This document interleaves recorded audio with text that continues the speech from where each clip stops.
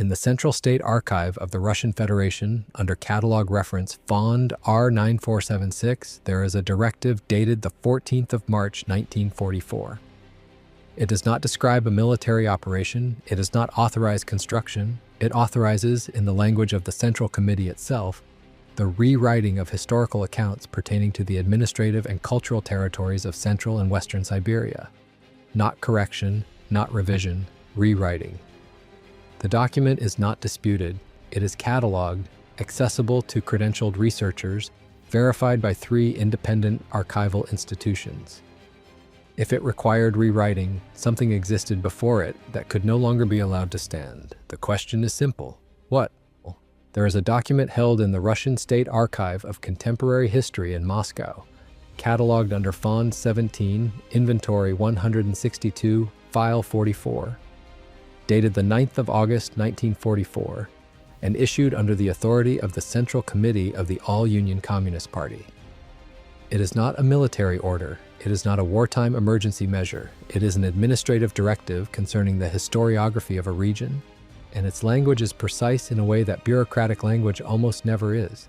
The directive does not call for corrections to the existing historical record, it does not call for updates or revisions. The word it uses in the original Russian translates most accurately as rewriting. If something needed only to be corrected, you correct it. You do not rewrite it. The question the document does not answer, and that no one has been required to answer since, is what exactly required rewriting.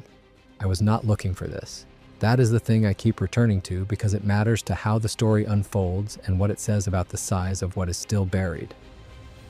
I was tracing architectural administrative records, specifically the paper trail left by Soviet-era regional construction commissions, the kind of institutional documentation that records which buildings were built, under whose authority, according to which design standards, and with what stated purpose. It is not glamorous research, it is the kind of work that takes place in reading rooms with inadequate lighting, in finding aids that were typed on machines with sticky keys and never converted to any searchable format.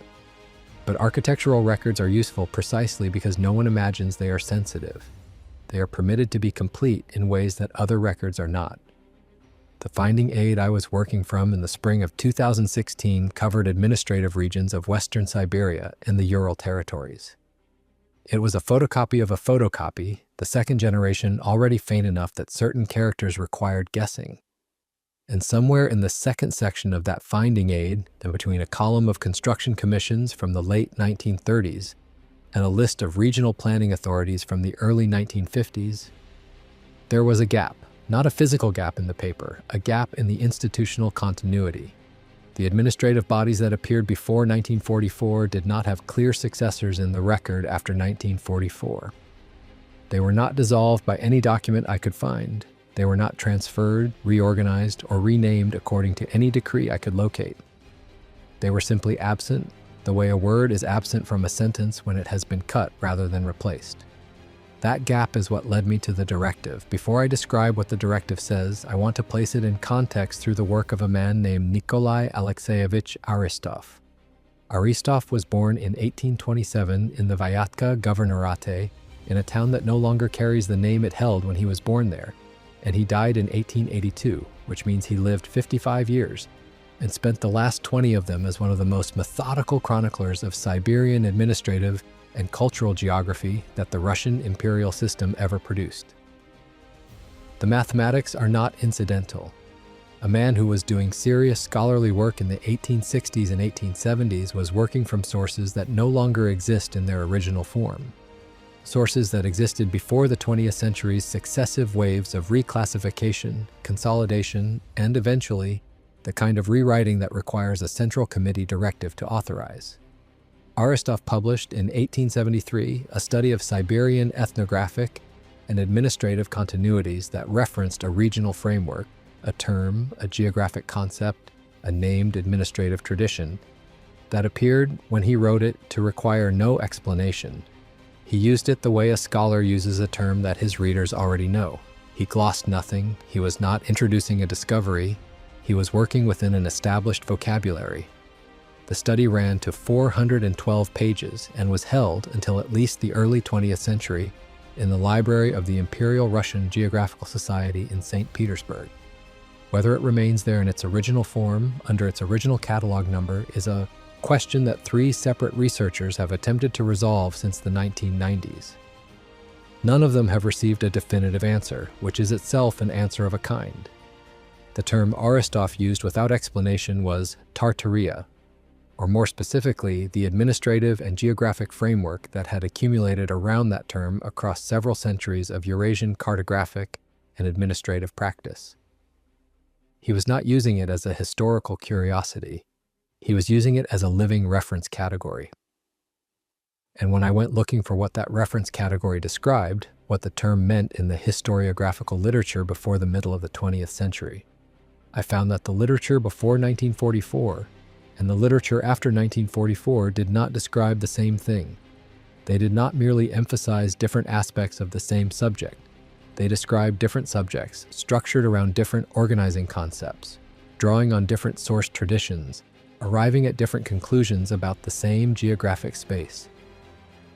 The second witness I want to name in this context is Galina Vasilyevna Yeremeyeva, who was born in 1911 in Tomsk and died in 1989, which means she was 33 years old in 1944 and was already a trained historian when the directive was issued. Yeremeyeva spent the 1960s attempting, through what she later described in a correspondence now held in the Tomsk State University Archive, as a process of careful comparative reconstruction to reconcile the pre-1944 scholarly record on Siberian administrative history with the post-1944 approved frameworks. She was not a dissident. She was not making a political argument. She was a working academic trying to understand why the footnote apparatus in pre-war historiography pointed toward sources that the post-war libraries could not locate. Her reconstruction work was never completed. The correspondence that survives, 31 letters exchanged between Yeremeyeva and a colleague at the Institute of History of the Soviet Academy of Sciences between 1963 and 1967, documents her growing difficulty in obtaining access to the pre-war materials she needed. Each letter is careful, collegial, professionally measured, but reading them in sequence, the shape of the obstacle she was encountering becomes clear. The material she was trying to locate had not been destroyed, as far as anyone could determine. They had been reclassified, moved from the open scholarly record into a restricted category that required institutional sponsorship to access. The sponsorship, when she applied for it, was not granted. The reasons given were procedural. The procedures were not resolved before her research program ended. What Yeremeyeva was trying to reconcile in those careful letters was a fact that any historian working in this period eventually encounters if they follow the pre-war sources far enough. The historiographical record before 1944, in encyclopedias, administrative surveys, geographic compendia, cartographic annotations, treated the territorial and cultural framework associated with Tartaria as a continuous and well-documented subject, not as a medieval artifact, not as a name on an old map, as a living administrative and geographic reality with documented institutional continuity into the modern period. After 1944, that continuity disappeared from the official record, not because new evidence had emerged to disprove it, but because the framework itself had been reclassified out of the active scholarly vocabulary. That is not revision. That is not updating. There is a word the directive used, and it was not either of those. The question that Yeremeyeva could not answer in 31 letters, the question that the directive raises without answering, is a simple one, though its simplicity is misleading. If the pre-1944 record required rewriting rather than correcting, the implication is that the pre-1944 record was not wrong in the ordinary sense of containing factual errors. It was wrong in a different sense. Wrong in the sense of being inconvenient or incompatible or pointing towards something that a 1944 directive needed to point away from. What a state rewrites rather than corrects is not a mistake, it is a version of events that competes with the version the state intends to install. The directive tells us by its own language that a competing version existed. It does not tell us what that version described. That is what the gap in the finding aid was protecting. The buildings are where the official record first becomes impossible to hold. Not metaphorically impossible, technically impossible in the way that a column of figures becomes impossible when the arithmetic refuses to resolve.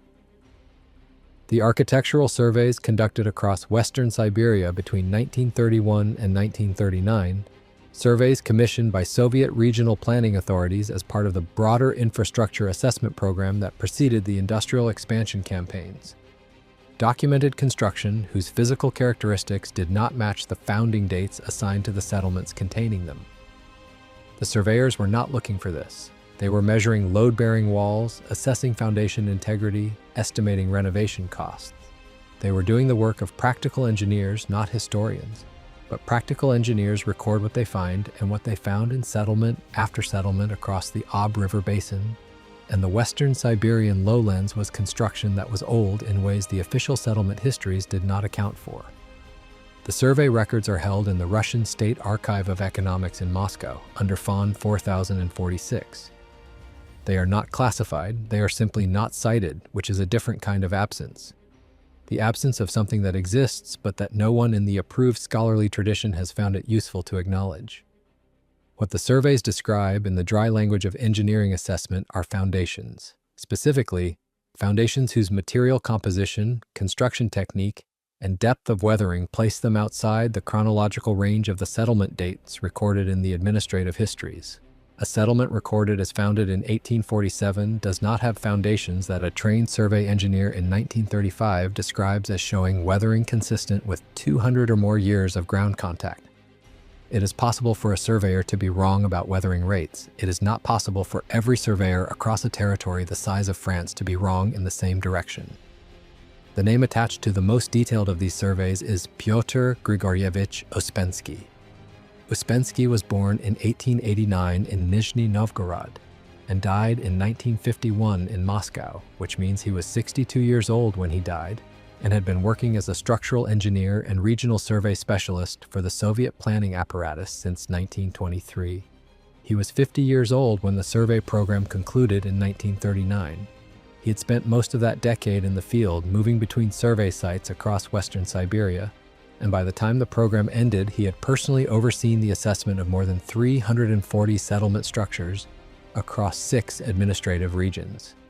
Uspensky submitted his consolidated findings to the Central Planning Commission in 1940.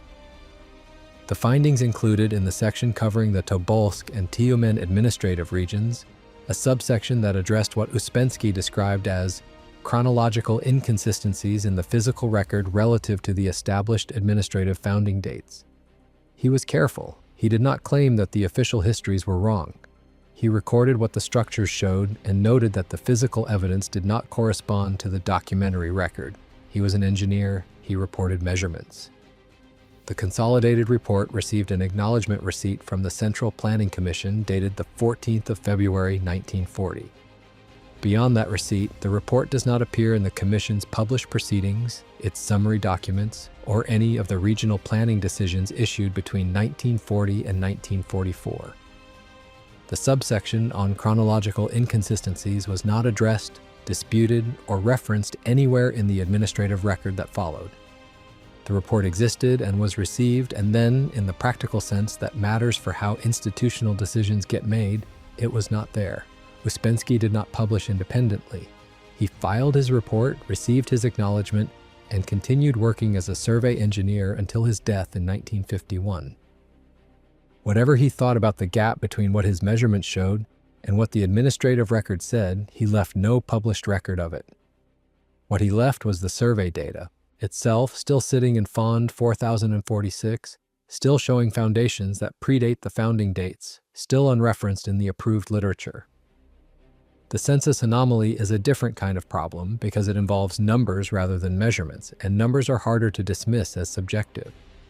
The Imperial Russian Census of 1897, the first comprehensive demographic survey of the Russian Empire conducted by modern statistical methods, recorded population figures for the Siberian administrative regions that have a specific and documentable characteristic. They are too large to be explained by the founding dates and growth rates recorded in the administrative histories. A settlement recorded as founded in the 1840s cannot, under any plausible demographic model, reach the population figures the 1897 census records for it within 50 years, even accounting for migration. The mathematics simply do not work. Population growth has physical constraints: food supply, shelter capacity, infant mortality rates, epidemic cycles. And those constraints produce predictable upper bounds on how quickly a settlement founded in the 1840s could grow. The census figures for the Western Siberian settlements consistently exceed those upper bounds, not by marginal amounts, by factors that, in the worst cases, require a founding date at least a century earlier than the one the administrative history records. The historian Andrei Nikolaevich Korolyov, born in 1904 in Perm and working as a demographer at the Moscow State University Faculty of Geography until 1948, when his position was eliminated in a departmental restructuring, published a paper in 1941 in the journal Voprosy Geography, the journal of the All-Union Geographical Society, that addressed this demographic anomaly directly. Korolyov was 37 years old when the paper appeared. He was careful with his methodology, transparent about his sources, and precise about what he was claiming.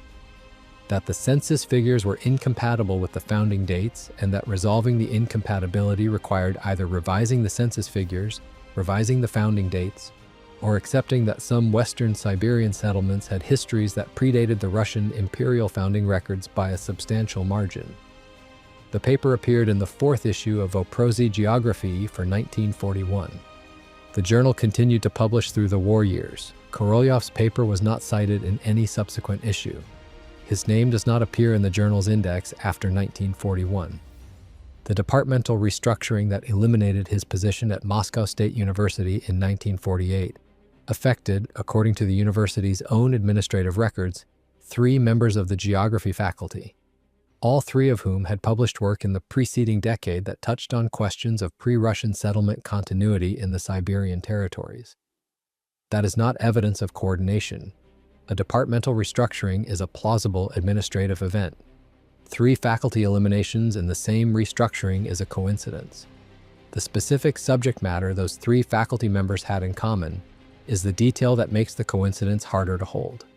The physical detail that does not resolve, that sits in the survey record and the census data and the cartographic archive and refuses to become anything other than what it is a building in the settlement of Tyukalinsk, in what is now the Omsk Oblast of the Russian Federation. The settlement's official founding date is 1838. The building in question, a 2-story administrative structure of the kind that appears across Western Siberian settlements in the pre-reform period, was assessed by Uspensky's survey team in 1937. The survey notes, still held in Fond 4046, record the foundation as showing weathering and material composition consistent with construction, no later than the mid-17th century. 1838 and the mid-17th century are not close. They are separated by approximately 200 years. The building still stands. It has been renovated several times. The foundation is still there underneath it, showing what it showed in 1937, recorded by an engineer who had no reason to lie and professional reason to be accurate. What the directive issued on the 9th of August, 1944, installed in place of the record it rewrote, was a framework in which that foundation does not mean what Uspensky's survey said it meant, in which the census figures are not anomalous, in which the founding dates are not in conflict with the physical evidence, in which the maps before the mid-19th century were simply mistaken in the ways that old maps are understood to be mistaken. The new framework is internally consistent. It accounts for itself. What it cannot do, what no framework installed by administrative directive can ever fully do, is make the foundations in Tyukalinsk show a different date. The stone is still there. The weathering is still there. The survey notes are still there in Fond 4046, waiting for a researcher who decides to look at what a 1937 engineer measured and recorded and submitted and never saw cited. That is the question the directive does not answer, not what it removed, what it could not remove. The map revision program did not announce itself. That is the first thing to understand about how institutional erasure operates at scale. It does not arrive with a declaration. It arrives with a memorandum, a reassignment of staff, a new set of cartographic standards issued by a technical committee whose name appears in no public record of proceedings. The Central Cartographic Institute in Moscow, formerly the State Institute of Cartography and Geodesy, operating under the authority of the Council of People's Commissars, received internal guidance in the spring of 1945, approximately 8 months after the Central Committee directive concerning the standardization of toponymic and regional designations across Soviet cartographic production. The guidance was not classified, it was administrative. It described the correct procedures for updating place names, regional boundaries, and territorial designations in maps produced for official and public use.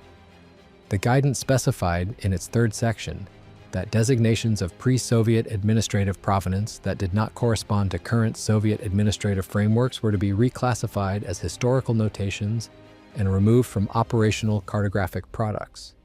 The language was technical and procedural. It did not name specific designations it did not need to. The cartographers who received it understood which designations the third section described, because they were working in a tradition that still contained those designations, and they understood that the tradition was what the guidance was designed to end. The timing is the detail that reframes everything else about the map revision program. The Central Committee directive was issued in August of 1944. The cartographic guidance followed in the spring of 1945. But the institutional apparatus that would have been required to implement a comprehensive revision of the Soviet cartographic record, the staffing, the coordination between regional cartographic bureaus, the systematic review of existing map stocks, does not assemble in 8 months in a country that is simultaneously fighting the largest land war in human history. The infrastructure for the revision was in place before the directive. The directive did not create the program, it authorized one that was already prepared. That is not a provable claim, but it is a logical one, and the distinction between what is provable and what is logically necessary is one the approved record has consistently used to its advantage. The cartographic revision proceeded across a period of approximately 7 years, between 1945 and 1952, and its output was a Soviet atlas tradition that treated the geographic and administrative framework of the Siberian interior as if the pre-war cartographic consensus had never existed.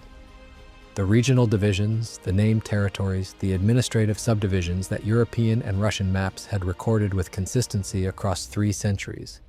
All of it was reclassified as historical error, the product of inadequate survey methods and pre-scientific geographic understanding. The approved post-revision account held that the older maps were simply wrong in the way that old maps are expected to be wrong, and that the Soviet cartographic program had corrected them. The problem with that account is the pre-revision maps themselves. They were not guesses. They were not the products of travelers describing landscapes they had glimpsed from a distance. The cartographic tradition that the revision program reclassified as historical error was based on accumulated survey work, administrative records, and institutional knowledge gathered across several centuries by some of the most rigorous geographic institutions in the European scholarly world. The Russian Imperial Academy of Sciences, which produced the definitive mid-18th century cartographic surveys of the Siberian interior, was not working from imagination. It was working from documentation. What the revision program did was not correct the old maps. It reclassified the documentation the old maps were based on. The archive reclassification that followed the cartographic revision program is the second event in the sequence, and it is where the institutional record becomes, in places, verifiable in ways that the cartographic program is not. Between 1947 and 1949, the State Archive Administration of the Soviet Union undertook a systematic review and reclassification of holdings across regional archive facilities in Western Siberia and the Ural territories. The review was described in the administrative documentation governing it as a consolidation program, a rationalization of holdings that had accumulated in regional facilities without consistent cataloging standards, intended to bring those holdings into compliance with the unified archival framework established by the Council of Ministers Decree of 1945. The program was real. Consolidation programs of this kind were a normal feature of Soviet administrative practice in the post-war period, and many of the holdings reorganized during this period were simply better cataloged as a result. Some of them were not reorganized, they were reclassified. The specific category of materials affected, pre-Soviet administrative records relating to territorial governance, regional institutional continuity, and demographic surveys of the Siberian interior, was moved from the open research holdings of regional archive facilities into a restricted access category designated for materials of historical sensitivity. The category existed, the designation was legitimate. The question the reclassification record raises is not whether the category was real, but which materials were assigned to it and why. Because the pre-Soviet administrative records of the Siberian interior are not, by any obvious standard, sensitive in the way that military or intelligence records are sensitive. They are administrative documents. They describe regional governance, land surveys, population registers, institutional correspondence. The reason to restrict access to administrative documents from the 18th and 19th centuries is not security, it is content. The institutional detail that sits in the reclassification record and does not become less strange with examination is this. The reclassification of Western Siberian pre-Soviet administrative materials was completed, according to the State Archive Administration's own internal documentation, in the second week of October, 1949. The new Central State Archive of Historical Documents, the public research facility that was formally opened in Moscow to receive scholars working in pre-Soviet administrative history, opened its doors in the third week of October 1949. 1 week separated the completion of the reclassification from the opening of the facility that scholars would use to access pre-Soviet administrative history. The materials that had just been reclassified were not in the new facility. They were in the restricted category. A researcher arriving at the Central State Archive of Historical Documents in October of 1949 to study pre-Soviet administrative records of the Siberian interior would have found a well-organized facility with courteous staff and a finding aid that directed them, precisely and without apparent obstruction, to holdings that did not include the materials that had been reclassified the week before. That is not proven coordination. A 1 week gap between two administrative actions could be coincidence. What it cannot be, given the scale of the reclassification and the scope of the new facility, is unplanned. Programs of that administrative complexity do not conclude and open, respectively, 1 week apart by accident. Someone knew the schedule of both. The third event in the sequence is the one that leaves names, which makes it the most specific and the most difficult to argue away. The journal Siberskie Zapiski, the Siberian Notes, published under the auspices of the Western Siberian branch of the Geographical Society of the Soviet Union from 1922 onward, had, by the early 1940s, accumulated a substantial body of published work on questions of pre-Soviet regional history, administrative continuity, and demographic geography across the Siberian interior. It was not a dissident publication, it was a regional academic journal of the standard Soviet institutional type, peer-reviewed by its editorial board, publishing the kind of careful regional scholarship that fed into the broader Soviet geographical and historical literature. Its pre-war output includes the work of Andrei Nikolaevich Korolyov, whose demographic paper appeared in its pages in 1941. It includes the work of 3 other researchers whose findings touched, in different ways and with different methodologies, on questions that the 1944 directive was designed to foreclose. The editorial board of Siberskie Zapiski in 1943 had 11 members. By 1947, 7 of those 11 had been replaced. The replacements were not announced as purges. They were announced as normal academic transitions. Retirements, institutional transfers, the routine turnover of editorial composition that academic journals undergo over time. 4 years, 7 replacements, 11-member board. The mathematics are not ambiguous. That is a 63% turnover in 4 years across a journal that had published work directly relevant to the subject matter of a Central Committee directive. The 4 members who remained on the board through 1947 had not published on questions of pre-Soviet regional administrative continuity. That, too, is a fact the record simply contains, without comment, for anyone willing to add it to what came before. The editorial board changes at Siberskie Zapiski did not happen all at once, and that gradual quality is part of what makes them difficult to characterize as anything other than normal academic attrition when you look at any single year in isolation. 1944, 2 members rotate off, 2 new members appointed. 1945, 1 retirement, 1 replacement. 1946, two more transitions, both described in the journal's administrative correspondence as voluntary. 1947, two final replacements, completing the transformation of a board that had 4 years earlier included the names of Korolyov and 3 colleagues whose published work touched the same forbidden terrain. Each transition, taken alone, is unremarkable. Academic boards turn over, scholars retire, institutional affiliations shift.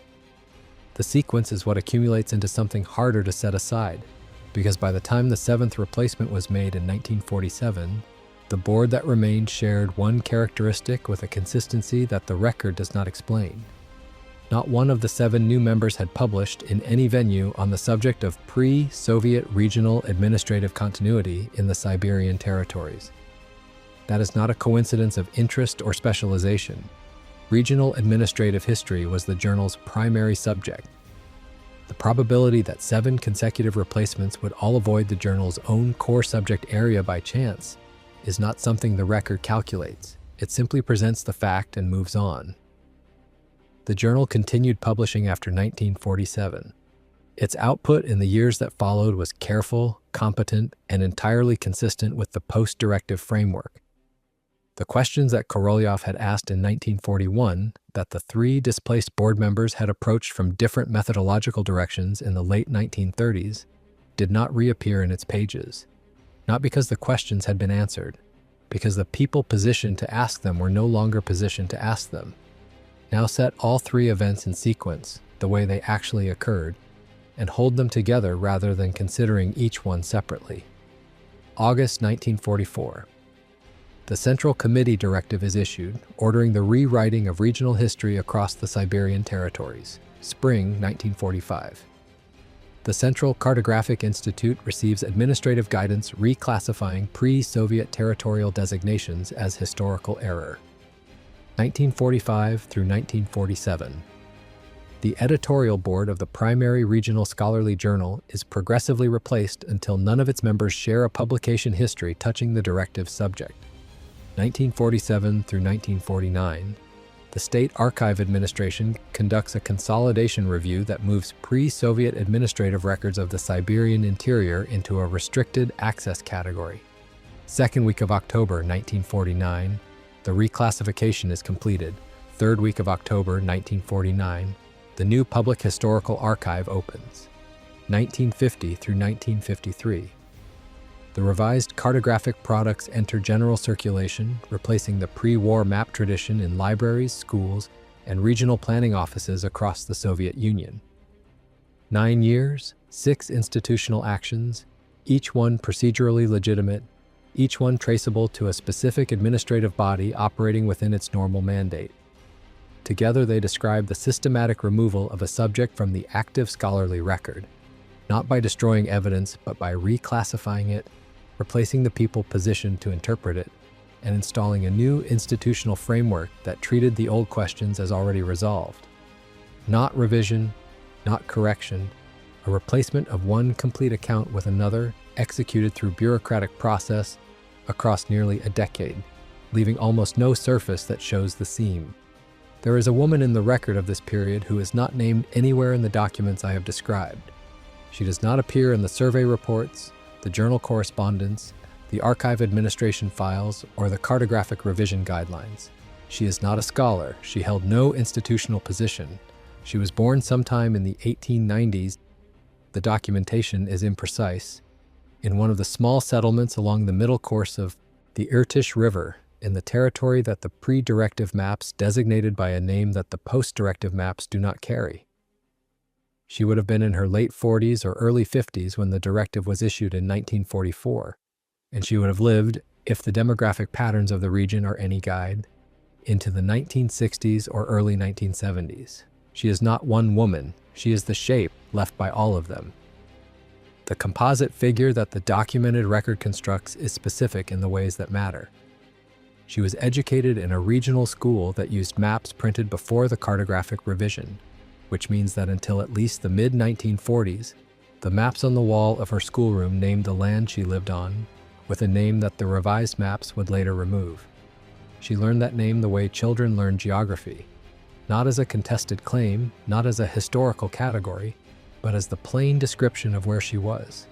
The administrative continuity the name represented was simply the water she swam in, unremarkable and unexamined, the way the names of things are unremarkable when they have never needed to be defended. After 1944, the new maps arrived, the new textbooks arrived, the new administrative designations arrived. The settlement she lived in retained its local name, as most did. The revision was careful enough to preserve the texture of immediate locality, while removing the broader framework those localities had belonged to. What changed was not what her village was called. What changed was what it was understood to be part of, and what that larger thing was understood to have been. She would have noticed, not because she was politically alert or academically trained, but because people who have lived in a place for decades notice when the description of that place changes in ways that do not match their experience of it. The name on the new maps was not her name for the land. The history in the new textbooks did not describe the land the way the older people in her settlement described it. The founding dates in the new administrative records did not correspond to the founding stories her parents and grandparents had told. The stories that placed the origins of the settlement and the origins of the administrative framework it sat within considerably further back than the new official record acknowledged. She did not write any of this down. There is no document in which she recorded the discrepancy between what she knew and what the new framework said. The discrepancy lived in her memory and in the memories of the other women and men of her generation who had learned the older names before the revision arrived, and it moved through the 1950s and 60s as oral knowledge moves, imprecisely, incompletely, without institutional support, passed from one person to another in kitchens and on riverbanks, and in the small exchanges between neighbors who share a history that the official record has decided to describe differently. The oral history collection that might have captured some of what she knew was proposed in 1938 by a commission of the Geographical Society of the Soviet Union. The commission's proposal called for a systematic program of recorded interviews with elderly residents of Western Siberian settlements, targeting individuals with direct or transmitted memory of regional, administrative, and cultural practices predating the Soviet period. The proposal was funded in principle, staffing was partially assembled, and a pilot program was conducted in the Tobolsk region in 1939 and 1940, producing a modest body of recorded testimony. The full program was scheduled to expand in 1941. The war interrupted it. When the war ended, the expanded program was not resumed. The commission that had proposed it was restructured in 1946. Its mandate narrowed to contemporary ethnographic documentation, and the question of pre-Soviet oral memory in the Siberian territories was not included in its new terms of reference. The pilot testimony from 1939 and 1940, the recordings and transcripts from the Tobolsk region, was submitted to the Institute of Ethnography of the Soviet Academy of Sciences in Moscow for archival deposit. The deposit was accepted, the materials were cataloged, they remain in the Institute's holdings today under an A1 access designation that has been partially relaxed since the 1990s but has not been fully open to general research inquiry. What those recordings contain has not been fully published. Summaries exist, prepared by Institute staff in the 1960s that describe the testimony in general terms. The summaries note that the interviewed subjects retain memories of regional designations and administrative practices of pre-Soviet origin, a phrase that is precise enough to confirm what was there and vague enough to say nothing about it. The recordings themselves, the actual voices of people who were elderly in 1939, who had been born in the 1850s and 1860s, who carried living memory of the land before the revision, sit in the Institute's archive, partially cataloged, partially accessible, and as far as the published literature is concerned, almost entirely unread. The physical archive in Novosibirsk occupies the third floor of a building on Ulitsa Nikitin that was constructed in the 1950s and has not been substantially renovated since the 1980s. The reading room has 11 tables and a catalog system that was partially digitized in 2006, but whose pre-Soviet and early Soviet holdings remain accessible only through a card index housed in 4 wooden cabinets along the north wall. The cards are typed mostly with handwritten corrections in the margins where the original typing was inaccurate or where subsequent catalogers added cross-references in pencil. The pencil marks are often faint. In the reading room's light, you lean close to read them. A researcher named Irina Fyodorovna Bakhtina, born in 1967 in Novosibirsk and working as an independent archivist and regional historian, spent the better part of 2003 working through the holdings of that third-floor reading room. Bakhtina was 36 years old that year, which means she had been born more than 2 decades after the directive and had been educated entirely within the post-revision framework. The maps she learned from, the textbooks she studied, the historiographical tradition she was trained in all reflected the world the directive had installed. She was not looking for evidence of what had been removed. She was tracing the administrative lineage of regional land survey commissions in the Western Siberian territories, a narrow technical project with no apparent connection to anything contested. She found the connection because of a discrepancy in a catalog card. The card in question referenced a bundle of pre-Soviet administrative correspondence from the Tobolsk Regional Authority, dating to the 1880s and 1890s.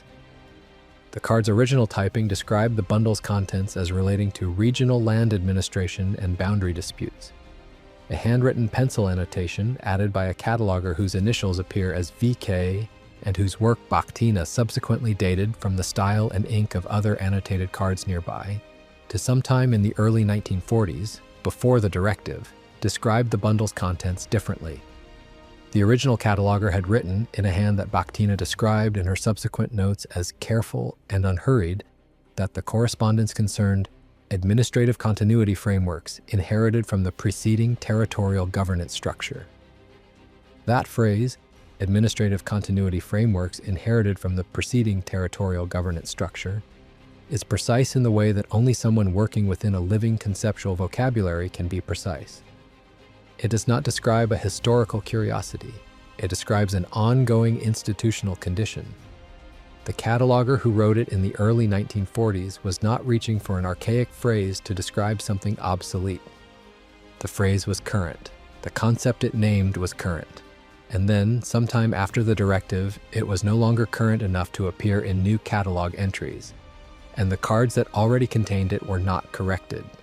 They were simply superseded by a new descriptive framework that the 4 wooden cabinets along the north wall carry in their later entries that describe the same bundles in the flattened language of the post-revision period. Bakhtina published her findings from the 2003 research period in a monograph issued by the Novosibirsk Regional Publishing House in 2007. The monograph is titled, in translation, Administrative Continuity and Documentary Practice in Western Siberian Governance, 18th to 20th Centuries. And it is a careful, methodical work of regional archival history that does not make dramatic claims. What it does, across 214 pages, is document the gap between what the pre-revision catalog entries describe and what the post-revision administrative histories record. Not as evidence of suppression, which Bakhtina is careful to avoid asserting, but as a descriptive discontinuity requiring further investigation. That phrase is doing a great deal of careful work. It names the gap without naming what the gap contains. It is the phrase of a researcher who understood what she had found and understood exactly how much she could say about it in a 2007 monograph published in Novosibirsk. The monograph is available. It can be ordered. It has been cited, as of the last literature survey I conducted, by 7 subsequent publications, none of them in English and none of them in a venue that reaches beyond the narrow community of Russian regional historiography. Outside that community, it does not exist. Inside it, it is a careful, respected piece of work that opened a question and declined, for reasons Bakhtina does not explain, but that the history of the subject makes easy to understand, to pursue the question to the place it points. What the catalog card points toward, what the phrase administrative continuity frameworks inherited from the preceding territorial governance structure points toward, written in pencil in the early 1940s by a cataloger who believed they were simply describing what was in the bundle, is the same thing the pre-revision maps pointed toward, the same thing Uspensky's foundations pointed toward, the same thing Korolyov's census figures pointed toward, the same thing Aristov used without explanation in 1873 because it required none. A territorial and institutional framework that existed before the approved founding narratives say it existed, that was continuous in ways the approved histories do not acknowledge, and that required a Central Committee directive to remove from the active record rather than simply being updated or corrected out of it as scholarly understanding advanced. This has not been proven. The full contents of the restricted holdings that Yeremeyeva spent 4 years trying to access have not been published. The survey recordings from the 1939 and 1940 pilot program at the Institute of Ethnography have not been fully transcribed or made available for general research. Fond 4046 in the Russian State Archive of Economics, containing Uspensky's consolidated survey findings, remains open in principle but has not been systematically studied. The restricted pre-Soviet administrative materials moved during the 1947 to 1949 reclassification program are accessible only with institutional sponsorship that is, in practice, difficult to obtain. The cartographic archive holdings of the State Institute of Cartography and Geodesy, covering the revision program of 1945 to 1952, are partially open. The papers of Mikhail Semyonovich Zolotaryov, whose 1942 monograph was restricted in 1949, have not been located. None of this has been proven. None of it has been disproven either. There is a filing cabinet in that third-floor reading room in Novosibirsk, the second cabinet from the left along the north wall, the one whose bottom drawer sticks and requires lifting slightly as you pull. That contains, among the cards for the pre-Soviet holdings, a sequence of entries made by the cataloger whose initials are VK. The entries run from approximately 1940 to approximately 1943, based on the evidence of adjacent cards, and they describe the archive's holdings in the language of a person working before the directive arrived, before the revision program began, before the sequence of institutional actions that transformed what the Siberian interior was understood to have been. The handwriting is small and even. The pencil marks are still legible if you lean close enough. The last entry in VK's hand that Bakhtina was able to identify. The last catalog card written in that careful, unhurried script before the handwriting in the cabinet changes to a different hand working in a different descriptive vocabulary, is dated in the upper right corner to the spring of 1943. It describes a bundle of documents relating to regional ceremonial and administrative practice in the Tobolsk territory. The description VK wrote uses a name for the governing framework of the territory, a single compound phrase penciled in the margin beside the typed entry. That does not appear in any catalog card written after 1944. The bundle it describes is still there in the archive, accessible to researchers with a valid research credential and a written request submitted to the facility's director. It has not been fully examined since Bakhtina worked through the reading room in 2003. The card that describes it, in VK's handwriting, uses a name that the post-directive world decided to stop using before most of the people reading this were born. The archive opens at 9 in the morning. The reading room has 11 tables. The card index is in the 4 wooden cabinets along the north wall, the second cabinet from the left. The bottom drawer sticks.